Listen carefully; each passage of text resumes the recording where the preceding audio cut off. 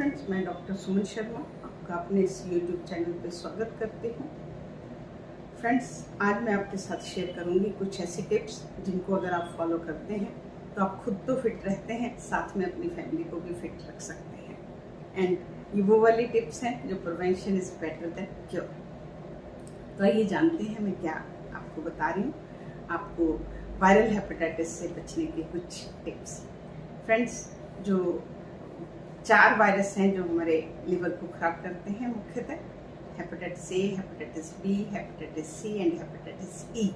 इसमें hepatitis A and ई जो है वो हमें मुंह के द्वारा खाने पीने से होता है, और हेपेटाइटिस बी एंड सी जो है वो हमें ब्लड ट्रांसफ्यूजन से या नीडल से या कुछ और दिक्कतों से होता है।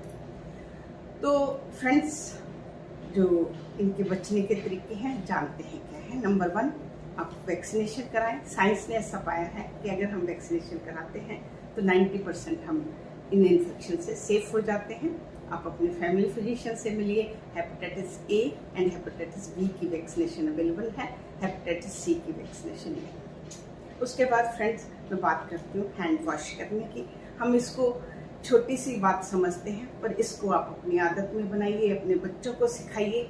आप खाने से पहले हैंड वॉश करें, खाना बनाने से पहले हैंड वॉश करें, वॉशरूम यूज़ करने के बाद अच्छे से हैंड वॉश करें, इवन डायपर चेंज करने के बाद आप हैंड वॉश करें।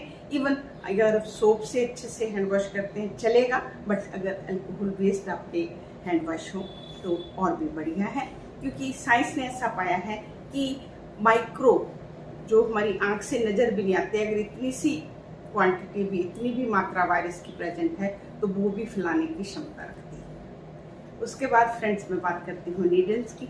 हमें नीडल्स का हमेशा ध्यान देना चाहिए। जब हम इंजेक्शन लेने जाते हैं या हम अपना ब्लड देने जाते हैं तो हमें ध्यान रखना है कि हमारे लिए डिस्पोजेबल नीडल ही यूज़ हो। और बहुत बारी जो हम ईयर पियर्सिंग कराते हैं, नोज पियर्सिंग कराते हैं, हमें प्रॉपर हाइजीन प्लेस में ही करानी चाहिए, वहाँ से भी ये इन्फेक्शन होती है। और हम जो टैटू बनवाते हैं अपनी बॉडी पे, वो जो नीडल है वो भी हमारी डिस्पोजेबल होनी चाहिए। उसके बाद कई घरों में जैसे 2 लोगों को डायबिटीज है तो वो एक ही उससे यूज़ करते हैं, ग्लूकोमीटर का जो नीडल है उससे भी ये फैलने का डर रहता है। इस चीज़ को आप ध्यान रखिए कि आपको नीडल के लिए अवेयर रहना है। उसके बाद फ्रेंड्स, मैं बात करती हूँ ब्लड ट्रांसफ्यूजन की।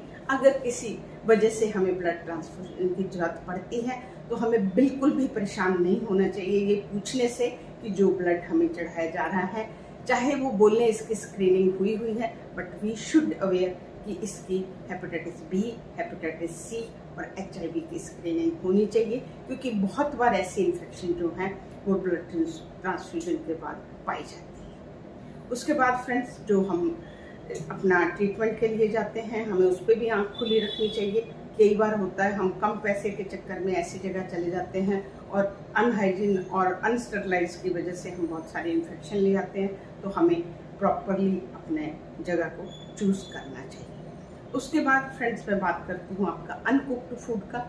वैसे तो हम बोलते हैं आपको कि सैलेड अच्छा है, आप कच्चा खाइएगा, पर साइंस ऐसा रिपोर्ट, इसलिए उसे अच्छे से वॉश करिए। बहुत सारे आपको वेजिटेबल वॉश करने के लिए आपको पोटाशियम मिलते हैं, उसको डाल के रखिए 10 मिनट, क्योंकि ऐसा पाया गया है कि अनकुक्ड वेजिटेबल से भी कभी कभी ऐसी इन्फेक्शन जो है वो फैलती है। उसके बाद फ्रेंड्स, आप कौन से एरिया से बिलोंग करते हैं। कुछ एरियाज ऐसे हैं जहाँ हेपेटाइटिस बी ज़्यादा पाया जाता है। ईस्टर्न यूरोप है, एशिया है, जिसमें आपका इंडिया, बांग्लादेश, पाकिस्तान ये सब आते हैं। अगर आपका कोई वहाँ से रिश्तेदार है या आपने कोई चाइल्ड वहाँ से अडॉप्ट किया है तो उसका हेपेटाइटिस बी, सी सब चेक होना चाहिए। उसके बाद फ्रेंड्स, मैं बात करती हूँ जो हम बार्बर से शेव कराने जाते हैं, उसमें आपको अपना जब भी जाएँ अपनी किट अलग रखें, और जब वो नीचे की कटिंग करने के लिए जो ब्लेड लगाता है हमेशा नया ब्लेड लगाएं।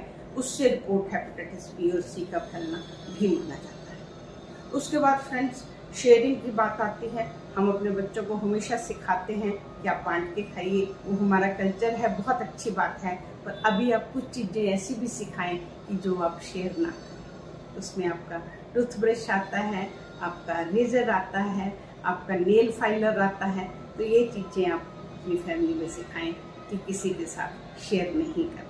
और अगर आपको किसी वजह से अनडेवलप्ड जगह में जाना पड़ता है जहाँ पे सैनिटाइजेशन प्रॉपर नहीं है, तो आप वहाँ का टैप का वाटर यूज़ ना करें, आप अपना वाटर बॉटल यूज़ करें, बॉइल्ड वाटर यूज़ करें। तो इस तरीके से आप इससे प्रिकॉशन लें तो आप इन बीमारियों से बच सकते हैं। तो फ्रेंड्स, इसी के साथ मैं आपको विदा लेती हूँ कि आपका लिवर आपका स्वस्थ रहे, क्योंकि लिवर फ्रेंड जो है वो हमारे बॉडी का लिवर है।